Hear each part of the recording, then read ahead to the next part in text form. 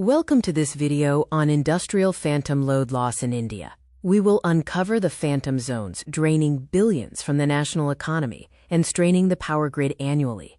This video defines the invisible waste in our modern industrial infrastructure, known as the anatomy of phantom loads. Phantom load, also called vampire power, is the electricity consumed by equipment when switched off, but still connected to the power supply. Individually negligible, these loads aggregate to create massive systemic waste, straining infrastructure.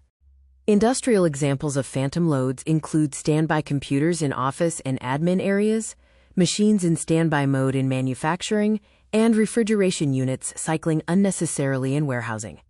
The national economic drain from household waste alone is estimated at 200 billion rupees annually. This waste hinders national energy access goals and increases costs for consumers and utilities.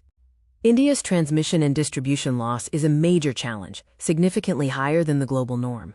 Current losses range from 20 to 25%, compared to a global average of 8.2% and best performers at around 5%.